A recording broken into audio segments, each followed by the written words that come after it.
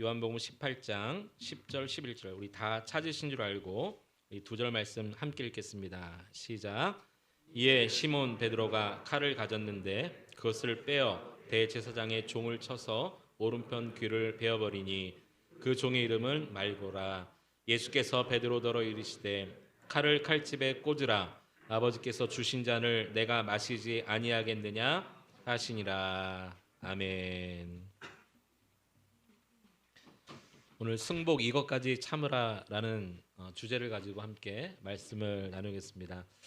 오늘 본문은 특히 이 시대를 살아가는 우리 그리스도인, 제가 이 시대라고 말하면 시대가 가면갈수록 점점 개인주의화 되어지고 또 자기밖에 모르는 이기주의적인 그런 시대가 점점 되어가고 있는데, 그런 이 시대를 사는 우리에게 특히 주시는 메시지라고 저는 믿습니다. 오늘 이 시대를 살아가는 우리들에게 너희는 이렇게 살라라고 말씀하시는 메시지가 있는데, 그 메시지는 한마디로 승복하는 삶입니다. 우리 한번 따라하십시다. 승복하는 삶.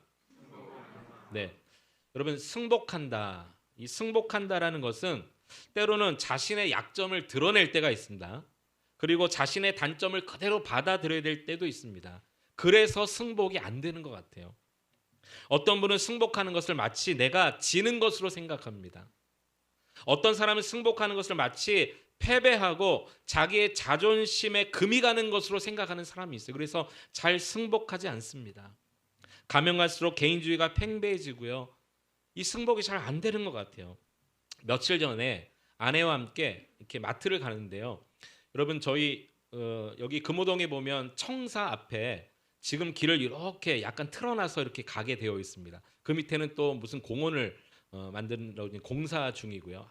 아래는 홈플러스가 있고 또 이렇게 부용천 건너서 이쪽에 청사가 있고, 여러분 아시죠? 그쪽을 가는데 앞에 이렇게 차가 이렇게 뭐라 그럴까요? 서로 맞대고 있어요. 가야 되는데 또 뒤에는 차가 밀리고, 왜 그런가 가만히 봤더니 두 운전자가 서로 먼저 가겠다고 머리를 디밀다가 아마 이게 딱 겹친 것 같아요. 근데 한 사람이 밖에 나와서 우리 흔히들 뭐 영상이나 TV에서 보듯이 막 손가락질하면서 그 운전석을 치면서 내리라고 아주 그렇게 욕을 하더라고요. 그러더니 한쪽으로 대라고, 그러니까 뭔가 지금 큰일 날 일이 벌어질 것 같아. 한쪽으로 대라고 그러더니 자기 차를 먼저 한쪽으로 딱 댔어요. 그러니까 뒤에 따라오는 차가 대는 척하다가 손살같이 달아나더라고요. 그러니까 뒤에 그 밀렸던 차도 저도 뒤쪽에 있었는데 뭐 따라가야 되니까 따라가고, 그 한쪽에 댔던 사람이 또 얼마나 열불이 나겠어요. 그러니까 막 무슨 카레이서처럼 막 바로 뒤쫓아가는데요. 그 청사 앞에 이렇게 꼬부러진 데를 막 통과하다가 앞에 도망간 차가요. 그 상대편 그 찻길로 넘어가더니 그 사이길로 도망을 가버리더라고요. 뒷차는 계속 오니까 뒤쫓아가는 차가 미처 못 따라가는 거예요. 그런데 얼마나 무서운지 그 사이를 삐짓고 또 그것을 잡으려고 또 그 골목을 가는 거예요.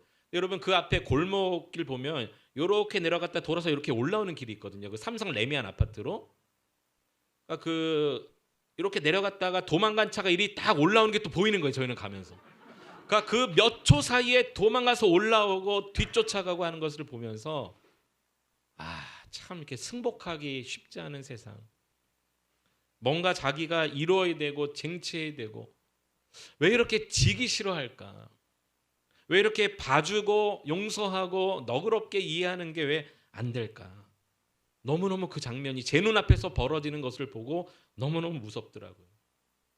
특히 남자들은 기질적으로 승복이 또 잘 안 되는 것 같아요. 특히 우리나라 이 한국 사회의 남자들은요, 이 계급 사회고 군대를 또 갔다 와야 되고 뭐 형, 동생, 선배, 후배 이런 개념이 확실하기 때문에 이게 승복이 잘 안 되는 것 같아요. 가정에서도 마찬가지입니다. 될 수 있으면 남자가 어떤 패권을 주려고 하지 않습니까? 저도 아내와 결혼하고 결혼 초에 좀 상처받은 사건이 하나 있었어요.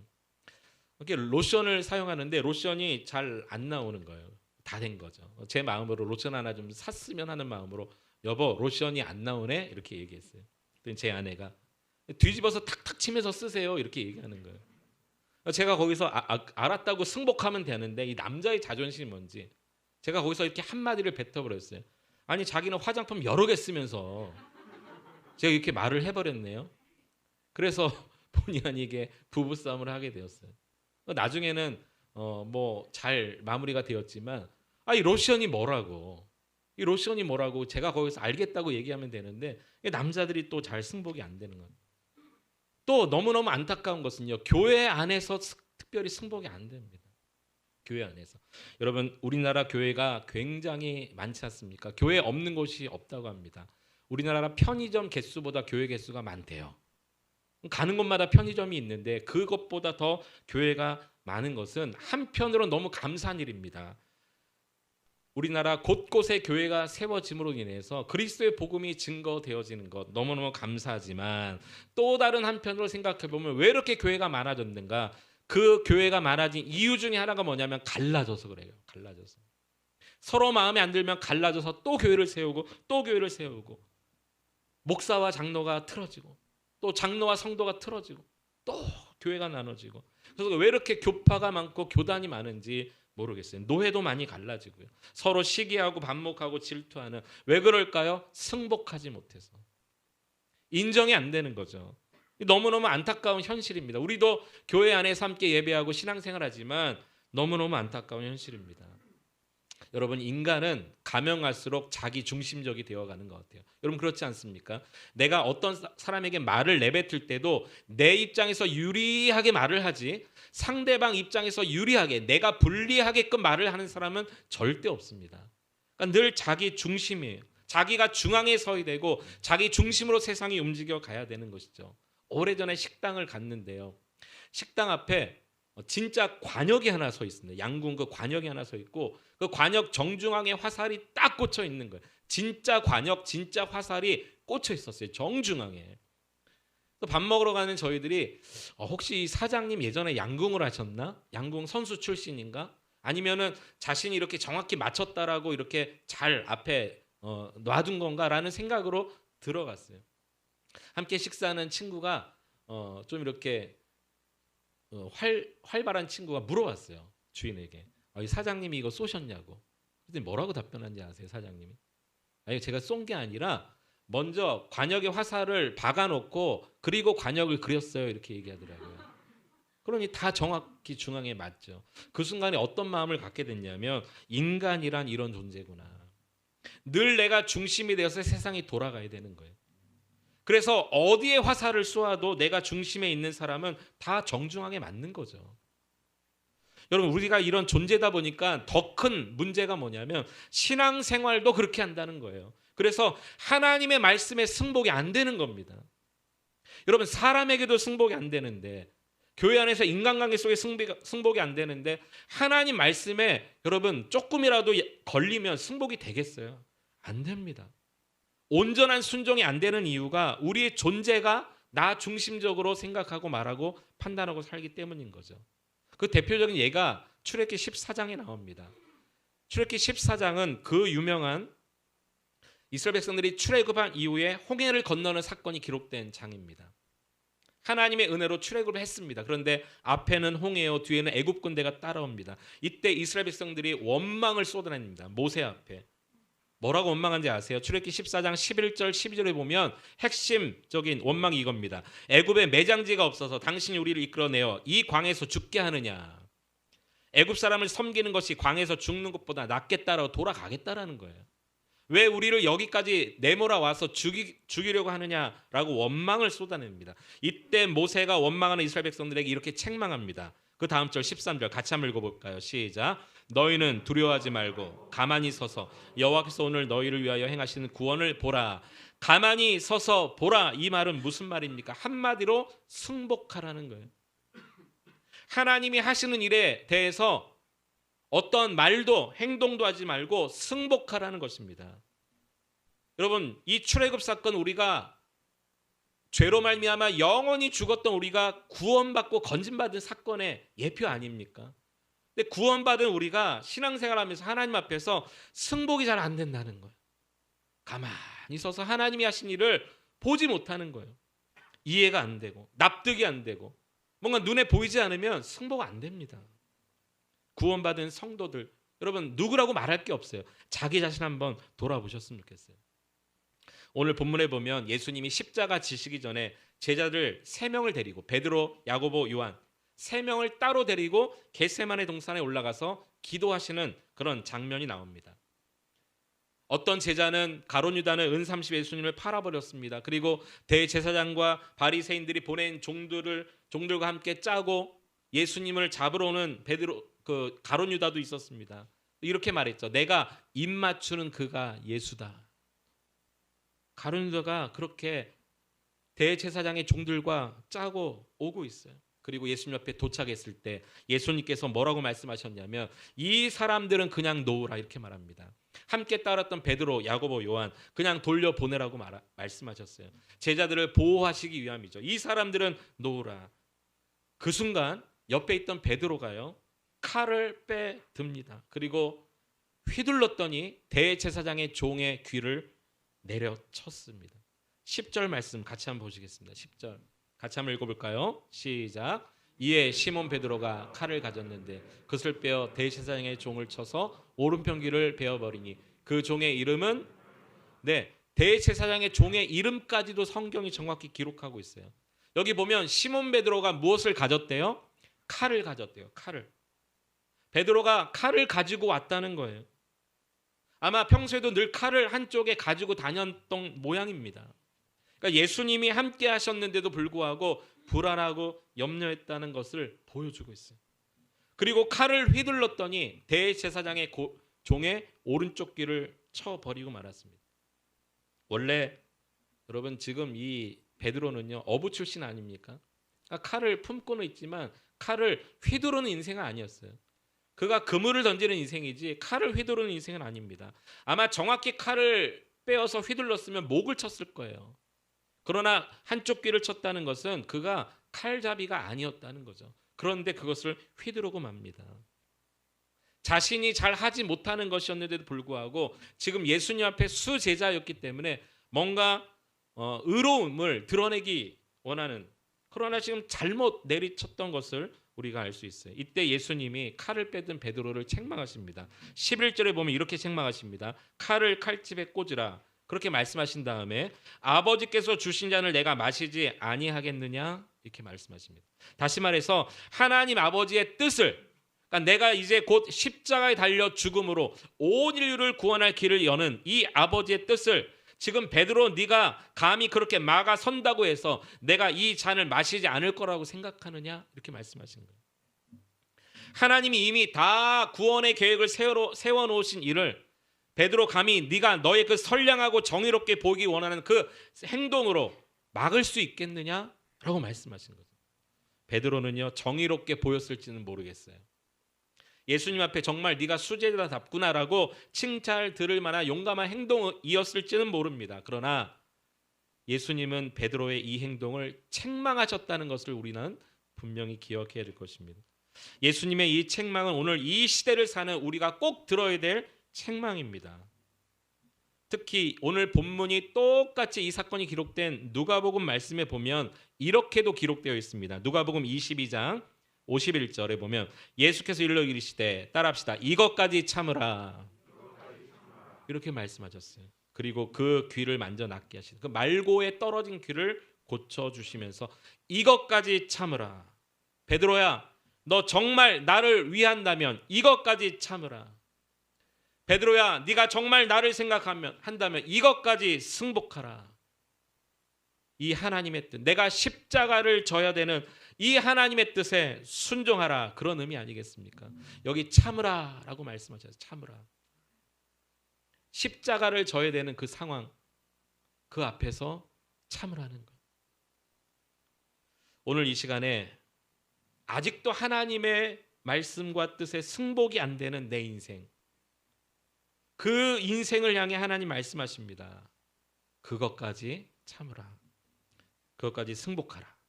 그것까지 내려놓고 순종하고 따르라.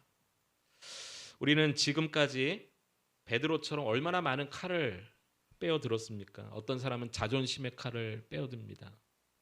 그걸 휘두르죠. 어떤 사람은 혈기의 칼을 빼듭니다. 어떤 사람은 우월의식의 칼을 빼듭니다. 어떤 사람은 자기의 생각과 자기의 판단이 옳다고 끝까지 칼을 쳐들고 있는 사람이 있습니다. 그리고 그 칼을 휘둘러서 누군가를 베고 누군가에게 상처를 입히고 그래야 이겼다라고 생각하는, 그래야 나의 생각과 뜻이 관철되었다고 생각하는 그런 우리 아닙니까? 오늘날 이 시대에 칼을 빼든 베드로, 2000년 전 베드로가 아니라 오늘 저와 여러분임을 여러분 잊지 않으셨으면 좋겠습니다. 그러나 오늘 주님은 그 칼을 좀 내려놓으라 라고 말씀하십니다. 이것까지 참으라 라고 말씀하세요. 네가 꽉 움켜쥐고 있는 그거 내려놓아서 제발 하나님의 나라와 그 의를 위해 승복하라. 하나님의 뜻만 이루어질 수 있도록 승복하라. 이 십자가를 내가 져야만 온 인류를 구원하는 길이 열리니, 이 복음이 증거되어지는 일이라면 자존심 내려놓으라. 이 복음이 증거되어지는 일이라면 너의 고집과 아집 내려놓으라 라고 말씀하고 계십니다. 오늘 저와 여러분도 우리가 때로는 분노해야 될 때는 있습니다. 거룩한 분노가 일어나야 됩니다.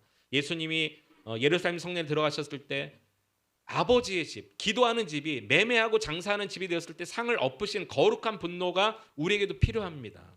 무엇인가 잘못되었을 때, 바르지 못했을 때 그것을 바로 잡고자 하는 그 분노가 일어나야 됩니다. 이것이 우리 개혁교회 아닙니까? 이것이 프로테스탄트, 그 분노하는 자들, 저항하는 자들 아닙니까? 그러나 참아야 될 때가 있어요. 반드시 참아야 될 때가 있습니다. 그것은 그리스도의 십자가의 복음, 그 사랑이 어떻게든 전해지는 일이라면 참아야 돼요. 견뎌야 되고 순복해야 됩니다. 승복해야 되는 것이죠. 그것이 바로 가장 성숙한 그리스도인의 여러분 성품 아니겠습니까? 한번 따라합시다. 주여, 내가 십자가를 위한 길이라면, 복음이 전해지는 일이라면 승복하겠습니다. 참겠습니다. 인내하겠습니다. 여러분 말씀하신 대로 그대로 사는 축복이 있기를 축원합니다. 여러분 성령의 9가지 열매 중에 이 승복과 연관된 열매들이 있어요. 오래 참음. 그렇지 않습니까? 오래 참음에 열매가 없으면 승복 안 됩니다. 또 온유함. 이 온유함 없으면 절대 승복 안 됩니다. 그리고 절제. 승복 안 됩니다. 따라서 예수 그리스도를 믿음으로 성령이 내주하시는 사람은, 예수 그리스도를 믿음으로 성령님이 다스리시는 그런 삶을 사는 사람은 이 성령의 열매가 맺혀지는데 그런 사람은 승복할 수 있다는 거예요. 그러면 거꾸로 한번 생각해 보셔야 돼요. 내가 왜 승복이 안 되는가? 정말 예수 믿고 성령의 다스리심을 받지 못하기 때문에 승복이 안 될 수도 있다는 것이죠. 우리 예수님도 오래 참으심으로 하나님 뜻에 승복하신 분이십니다. 마태복음 26장 39절에 보면 십자가 위에서 기도하시지 않습니까? 그 겟세마네 동산에서 기도하시지 않습니까? 아버지여, 만일 할 만하시거든 이 잔을 내게서 지나가게 하옵소서. 그러나 나의 원대로 마옵시고 아버지 원대로 하옵소서라고 기도하십니다. 예수님이 참 인간이요 참 사람이요 참 하나님으로서 이 땅에 우리와 똑같은 육신의 몸을 입고 오셔서 우리가 당하는 모든 고통을 다 당하세요. 슬픔과 아픔과 괴로움, 십자가 위에서 그 고통을 다 당하셔야 하는 것을 아시는 주님께서 참 사람으로서 하나님 앞에 기도합니다. 이 잔을 내게서 지나가게 하옵소서. 할 수만 있으시거든. 하지만 아버지 뜻대로 되기를 원합니다 라고 하면서 승복하셨어요. 하나님 뜻에 승복하셨어요. 이 예수님의 승복이 없었다면 십자가도 없었고 부활도 없었고, 이 예수님의 승복이 없었다면 구원이 없었습니다. 예수님의 승복이 없었다면 우리는 영원히 죽어야 될 존재로 살 수밖에 없었습니다. 그러나 예수님의 승복 때문에 우리가 구원받은 거 아닙니까? 예수님의 승복 때문에 십자가 사랑이 전해진 것 아닙니까? 그러므로 그 십자가 사랑을 받은 저와 여러분들 승복하셔야 됩니다. 이 십자가 사랑이 전해지는 일이라면 승복하셔야 됩니다. 때로는 나의 자존심도 꺾고 내 계획과 생각도 내려놓고 승복할 때만 온전히 2000년 전 십자가의 승복으로 말미암아 구원의 복음이 계속 증거된 것처럼 오늘 저 여러분의 승복으로 주님 오실 그때까지 그리스도의 복음이 증거될 줄 믿습니다. 오늘 이 기도를 들으셨던 옆에 적어도 세 사람, 베드로, 야고보, 요한은 졸았지만 졸면서도 분명히 이 기도를 들었습니다. 내 뜻대로 마옵시고 아버지 뜻대로 되길 원합니다라는 이 졸면서라도 이 기도를 분명히 들었다고 저는 믿습니다. 그렇기 때문에 성경에 기록해 놓았죠. 정말 이거를 못 들었으면 기록 못했을 것입니다. 그 중에 특별히 베드로, 내 뜻대로 마시고 아버지 뜻대로 되길 원합니다라고 조금 전에 기도한 것을 듣고 잠시 후에 칼을 빼들지 않습니까? 그러니까 여러분 정말 주님의 도우심이 아니면 승복이 안 되는 것 같아요. 여러분 어떠십니까? 하나님의 뜻에 여러분 모든 것을 내려놓고 꺾고 승복하며 사시나요? 그런데 여러분 저는 지금까지 제가 올해로 이렇게 연수를 세어보니까 제가 처음 교육전도사 사역할 때부터 올해까지 정확히 27년 차가 되었어요. 제가 감히 뭐 성역 몇 년 이렇게는 표현을 못하겠습니다만은 그래도 27년째 교육자로 주의 종으로 부름받고 여기까지 달려온 그 자체가 참 감사가 되고 은혜가 돼요. 그런데 제가 27년째 목회 사역을 하면서 깨달은 게 하나 있습니다. 분명하게 확신 있게 말씀드릴 수 있는 거 하나 있어요. 그것이 무엇이냐면 잘 이해되지 않아도 납득되지 않아도 하나님의 뜻이라고 믿고 승복하고 순종하는 성도들은 가정이 행복하고 뭐 사업이 성공하고 기도가 응답되고 질병 치유가 안 돼도 분명한 것은 천국의 소망을 가지고 살더라는 거예요. 그리고 천국의 영생의 축복이 주어지더라는 겁니다. 저는 이것은 확신 있게 말씀드릴 수 있어요. 그리고 우리 주님도 이렇게 말씀하셨기 때문입니다. 마태복음 7장 21절 같이 한번 읽어보겠습니다. 시작. 나더러 주여 주여 하는 자마다 다 천국에 들어갈 것이 아니요 다만 하늘에 계신 내 아버지 뜻대로 행하는 자라야 들어가리라. 여기 주여 주여 했다는 것은 여러분 무슨 말입니까? 제가 조금 전에 말씀드린 것처럼 가정의 행복을 위해서 주여 주여, 사업 성공을 위해서 주여 주여, 질병 치유를 위해서 주여 주여, 자녀들을 위해서 주여 주여 기도하지만 그렇다고 천국에 가는 것이 아니라고 우리 주님 말씀하셨어요. 오히려 누구만 간다고 말씀하셨습니까? 다만이라고 말씀하시면서 하늘에 계신 내 아버지 뜻대로 행하는 자라야 들어간다라고 말씀하셨어요. 그러니 저는 27년째 사역하면서 확신합니다. 이해되지 않고 납득되지 않아도 하나님 뜻에 승복하고 사는 성도들은 주여 주여 하며 기도하는 것이 응답되지 않아도 천국의 소망을 가지고 살다가 저 영원한 천국 주님 품에 안기는 그 영생을 누린다는 것을 저는 확신합니다. 여러분 이 사실을 믿고 저와 여러분 끝까지 주님 말씀 붙들고 사는, 특히 그리스도의 십자가 앞에서 주님께서 승복하심으로 복음이 증거된 것처럼 그리스도의 사랑과 십자가 은혜가 증거되어지는 일에 우리의 모든 뜻을 꺾고 승복하는 여러분 될 수 있기를 축원합니다. 이솝 우화 중에 이런 이야기가 있습니다. 한 나라에 임금님이 계셨습니다. 그런데 신하들을 불러 모으고 이상한 명령을 내립니다. 저 우물에 가서 우물을 퍼다가 이 밑 빠진 독에 물을 부으라, 이런 이상한 명령을 내렸어요. 신하들이 임금을 향해서 임금님이 미쳤나 보다 이렇게 생각했어요. 나이가 들더니 임금님이 미쳤나 보다. 그리고 모든 신하가 그냥 설렁설렁하는 게, 어차피 밑 빠진 독에 물이 채워질 리가 없는 거예요. 설렁설렁 그냥 하는 겁니다. 그런데 유독 한 신하는 열심히 땀을 흘리며 그 물을 떠다가 붓고 3일 동안 밤낮 그 물을 떠다 붓습니다. 옆에 신하들이 말립니다. 자네 임금이 미쳤네. 뭘 이렇게 열심히 하나. 어차피 갖다 부어봤자 또 물이 빠지고 열심히 할 필요 없어라고 말합니다. 그러나 그 신하는 끝까지 열심히 합니다. 결국 어떻게 됐을까요? 밑 빠진 독에 물이 채워질 리가 없죠.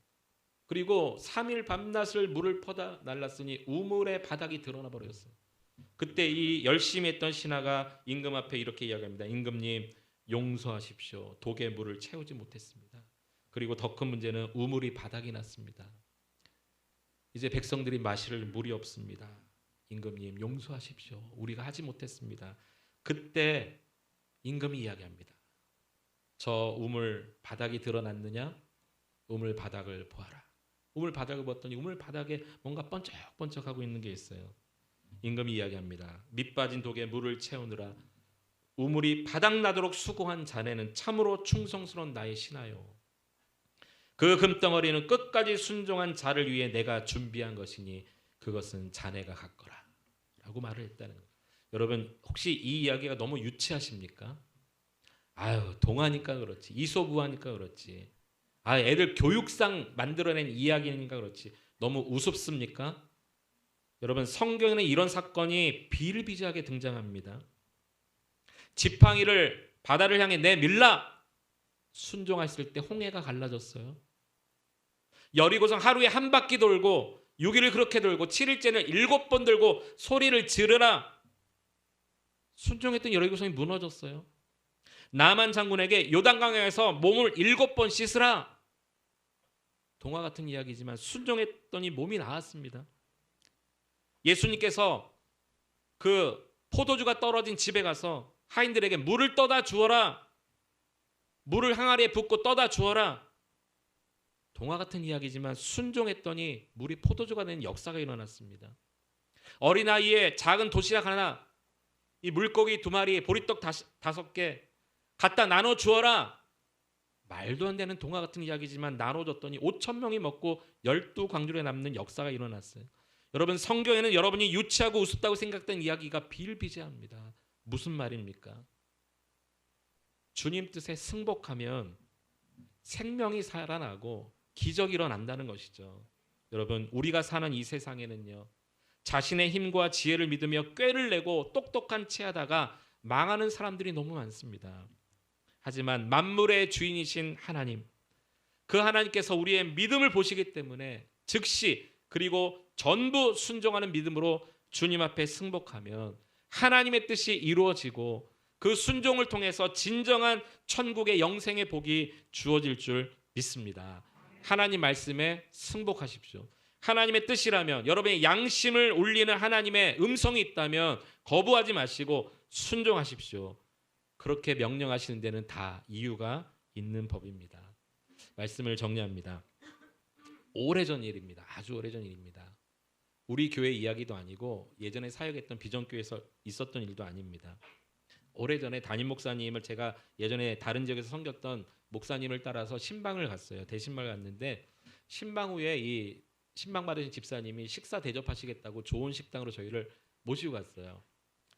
함께 식사하는데 신방 대원들이 이제 몇 명 있었죠. 신방도 잘했고 웃으면서 식사하고 있는데 한 집사님이 최근에 이제 해외여행 다녀오신 이야기를 하는 거예요. 해외여행.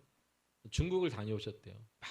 중국 여행 가는데 제가 글쎄 세상에서 제일 긴 강을 보고 왔다고. 제일 큰 강, 제일 긴 강을 보고 왔다고.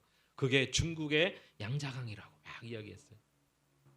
그랬더니 옆에 있던 한 집사님이 아니라고, 세상에서 가장 긴 강은 브라질의 아마존강이라고, 서로 막 말싸움이 시작됐어요. 무슨 소리냐, 내가 중국 갔다 왔는데 양자강이다. 무슨 소리냐, 나 브라질 갔다 왔는데 아마존강이다. 두 분이 서로 맞다트리다 논쟁을 하다가 여러분 밥 먹다가 모두가 분위기가 썰렁해지고 난처해지기 시작합니다. 결국 알아봤더니 브라질의 아마존강이 세상에서 가장 긴 강으로 알려졌어요. 그런데 문제는 중국의 양자강이라고 우기던 집사님이 승복을 안 하시는 거예요. 그러면서 뭐라고 말씀하시지 않습니까? 그래도 나에게는 양자강이 제일 깁니다, 이렇게 해버리는 거예요.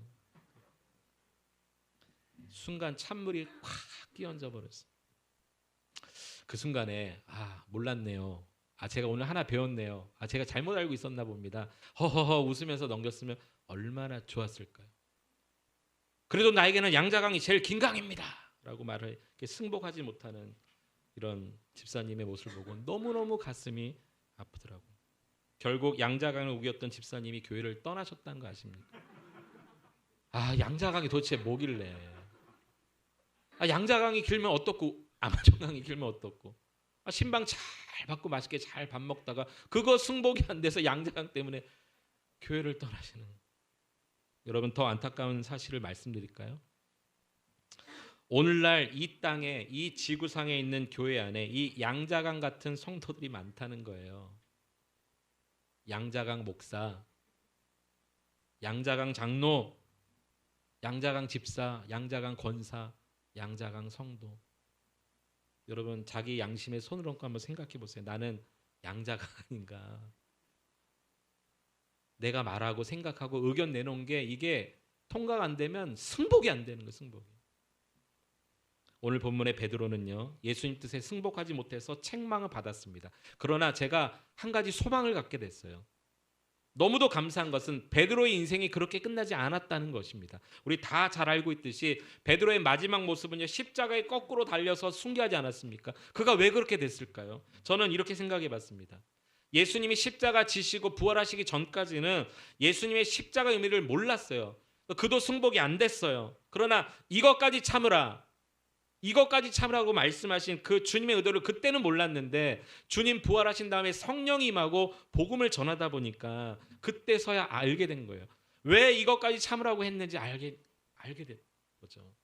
왜 이것까지 참으라고 했는지 그때 깨달아진 거예요. 그리고 본인도 복음을 전하다 보니까 자기가 그때 예수님과 함께 있을 때 승복하지 못했던 그때 너무너무 부끄러워서 내가 죽을 때는 예수님처럼 죽을 수 없다.